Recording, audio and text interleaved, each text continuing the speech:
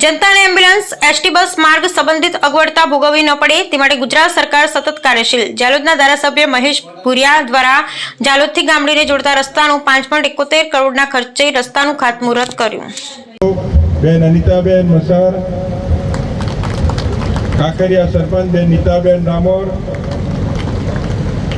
જિલ્લા પંચાયત પૂર્વ બાંધકામ સમિતિના 130 જાલોદ વિધાનસભા મત વિસ્તારના આજે જાલોદથી ગામડી જાફરપુરાને જોડતો રસ્તાનું રીસર્ફેસિંગ ડામરીકરણ માટે ધારાસભ્યના જોગ નંબરમાંથી ₹5 કરોડ 71 લાખ અને 35,000ના ખર્ચે આજે રસ્તાનું અમારા ઉપસ્થિત જિલ્લા પંચાયત બાંધકામ સમિતિના ચેરમેન સોનુભાઈ અટીલા, તાલુકા પંચાયતના પૂર્વ પ્રમુખ બેન અનિતાબેન વસાર, જયસિંહભાઈ વસૈયા અને અમારા સૌ સન્માનિત સરપંચશ્રીઓ, તાલુકા સભ્યો, ઉપસ્થિત સૌ પ્રાથમિક શાળાના આચાર્યશ્રીઓ અને ઉપસ્થિત મોટી સંખ્યાની અંદર 9 જેટલા ગામો રાયપુરા, રામપુરા, ટીમાસી, ખાખરિયા, ગોળિયા, ફૂલપુરા, જાફરપુરા, ચિત્રોડિયા, ખેરકા જેવા ગામોના સૌ અમારા વરિષ્ઠ ભાઈઓ બહેનો પણ આજે ઉપસ્થિત છે અને રાજ્ય સરકારના માનનીય મુખ્યમંત્રી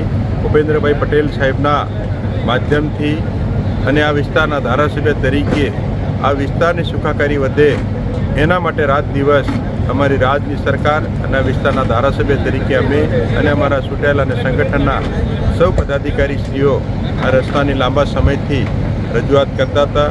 માનનીય મુખ્યમંત્રી ભૂપેન્દ્રભાઈ પટેલ સાહેબે ₹5 કરોડ 71 લાખ અને 35,000ના ખર્ચે આજે ગામડી જાલોદ તાલુકાને મુખ્ય માર્ગને જોડતા રસ્તાનો આજે રીસર્ફેસિંગ ડામરીકરણની કામગીરીની શુભ શરૂઆત કરવામાં આવેલ છે।